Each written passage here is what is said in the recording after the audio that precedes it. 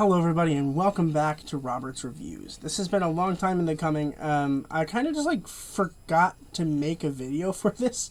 I do weekly videos for most Marvel things. I did skip an episode of Loki. I skipped episode 5. I might skip episode 6. I'm filming this before I watch episode 6. But mainly because people aren't watching them very much. And it is a little bit of extra work that, people don't really seem to care about. Which is fine, but I will make a video about Loki itself, the whole show, which will come out tomorrow. So if you're interested in that, make sure to check it out. But I did just completely forget to make a series episode for the Falcon and the Winter Soldier, so I figured I'd go ahead and I would make one now. So today, we're going to be talking about the Falcon and the Winter Soldier.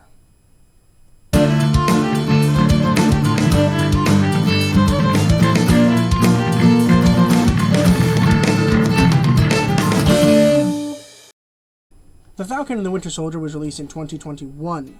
So this one came out, was this one in February? I think it was February. I could be wrong, but I'm pretty confident it was February. But I think it was February, March-ish. Maybe it was March, April. I don't remember. It doesn't matter. But it was in 2021.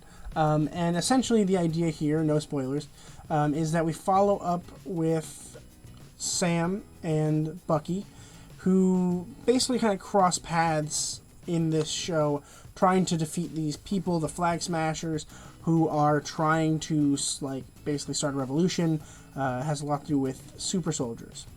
And Sam has stepped up to the plate and realized his true role in the MCU, and Bucky Barnes has to wrestle with his past and get over himself, and as well as the people he has wronged, to make his life better. And I do want to mention that the main issue that I have with this film, or this series, is not necessarily how political it was, but how unnecessarily political most of it was. There's a lot about their Captain America being black. It's a big thing. And there's a lot about, actual politics that don't necessarily pertain to things. And I think it was smart. The way that it was done was smart. I don't not hate the way that it worked. I think that it worked just fine. But I think that what could have been better was doing it in a way that was less obvious, I think. Talk about the fact that Captain America could be black, and talk about that kind of thing, super soldiers, but make it a little bit less in your face about it. I think it might have been a little bit better. And it's not just this film, this series. I mean, there's a lot of particularly recent films that do this in other genres, and I just never think it works. There are genres where it does work, like romance does work a lot when you're talking about race and all that kind of thing.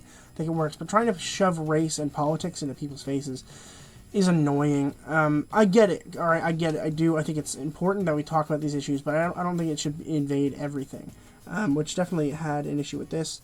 Another issue is I didn't really care for the villain a whole lot, to be completely honest with you. I think the villain was fine, but definitely not the best and most enticing villain that MCU has had.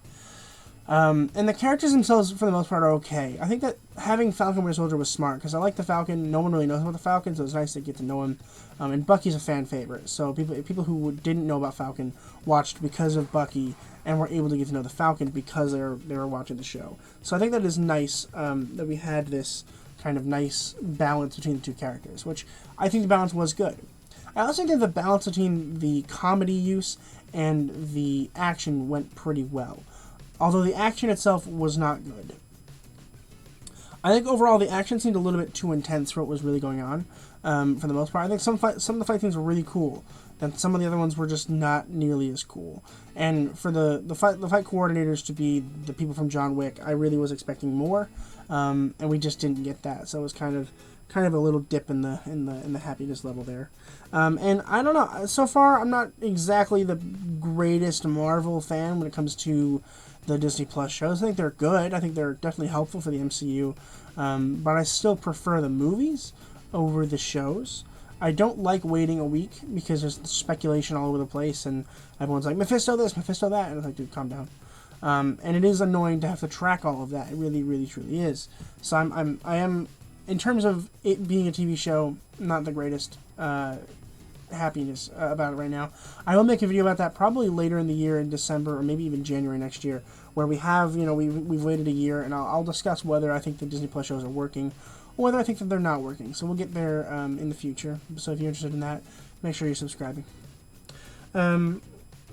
Let's talk about some of the characters and the acting here. So we have Anthony Mackie as Falcon, or Sam.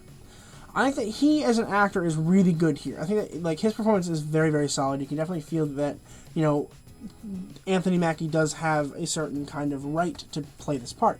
And he has the feelings and the emotions that have to go with that. So I am impressed with that. I don't know. Falcon's never been my favorite, and he's still not my favorite after this show, but it definitely did open my eyes to further possibilities with this character. And I think that it will work in the future, especially with Captain America 4 now official. I am interested to see how that goes. We'll see. I'm a little nervous about it, but I suppose we'll see how it goes. Sebastian Stan is Bucky. I love Sebastian Stan. I'm a huge Sebastian Stan fan, and I love Bucky Barnes. I mean, he's one of my favorite characters in the MCU. He's just he's awesome. But I think here we were finally able to see some of his more depressive chops, right? His sad chops, and I just think that a lot of the times when we're watching an MCU movie or a show, a lot of it's comedy, and Bucky Barnes here does finally show off that little bit of comedy that can go so well with his dismissive attitude. And having both of those is really good for Sebastian Stan because he's able to play both of them at the same time. We saw this also in the movie Monday, which was fine, but the acting there was really solid, and it did have Sebastian Stan, so I was really happy to see him again in this. We have Wyatt Russell as John Walker. He is the new Captain America in the beginning of the show, and everyone is freaking out about it, and it was a big deal when the show was going on. That like they really didn't hate him. They hated Wyatt Russell so much, and it's like, dude, like it's not his fault. I think he played the part really well. I like the fact that they hated him made it even better. Like that's how good he was in this. And I think people are excited at the end of the show that they finally have a reason to not like him.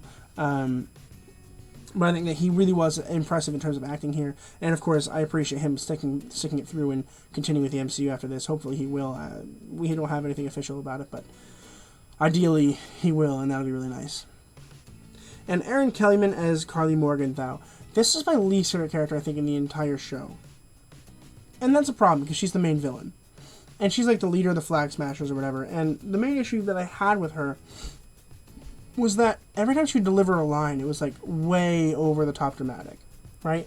Like every time she had to say something, it was like, we're going to do this for us. And it's like, yeah, okay, fine. But like, why is it so dramatic every single time? Like, the reason that dramatic events are so dramatic is because they are preceded by, you know, not dramatic stuff. And that's the issue that a lot of movies have with tone, is that things are just wickedly dramatic all the time. And I think that with this show, yeah, it's a dramatic show. It's definitely more of a drama than a comedy. But you can't have the drama without a little bit of the other stuff. So I felt really annoyed when Kellyman here would just kind of always be dramatic. And it definitely did hinder the show, I think, a little bit for me. I don't think she was particularly great in terms of acting either. I think she was fine. I don't think that she'll win like any awards or anything. I think she was just fine. I don't anticipate her being a star after this. I don't. But was she fine? Yeah, she's fine. Could they have found a better person? Absolutely. Absolutely they could have. I do want to talk about, what's his face here for a little bit. Oh, man, what's his name? I forget his name. Zemo, Baron Zemo. I think the issue that I have with him, he is a fun character. He's funny, he's very, very witty, very awesome. I loved having him as a character.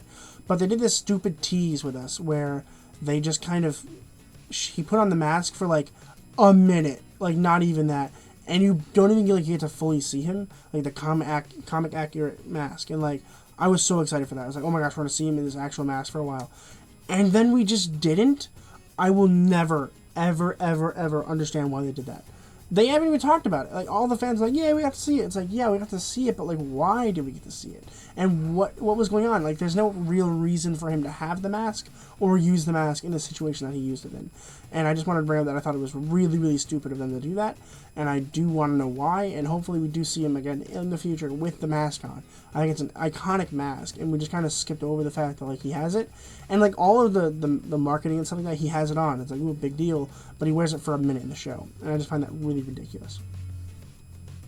Overall, it's a fine show. I don't think it's my favorite. I personally prefer WandaVision. I think I prefer Loki over it a little bit, too, but I still have one more episode of Loki to watch at the time that I'm filming this, so we'll see how that goes. But overall, not bad, not great. So I'm going to go ahead and give The Falcon and the Winter Soldier a B+. We do have more Marvel stuff coming out soon in terms of the MCU. Black Widow comes out on the 9th, which doesn't matter to you because it's already going to be out for like 2 weeks by the time it comes out. But like, I'm excited about it because it comes out in 2 days when I'm filming this, so I'm really excited for that. We got Shang-Chi, we've got the Elementals, and of course we have Spider-Man Far From Home. I'm hoping a trailer drops soon. Hopefully there will be one out by the time I'm uploading this video because I really, really would like a trailer. But that's going to do it for me today. If you guys like the video, make sure you guys are subscribing and liking the video. Once I get to 150 subscribers, if I haven't already, I'm going to dress up like Spider-Man and go to Walmart and film that for you guys. So if you guys want that, make sure you guys are subscribing, liking the video, sharing with your friends, and as always, keep watching movies and television, stay educated, and I'll see you guys in the next video.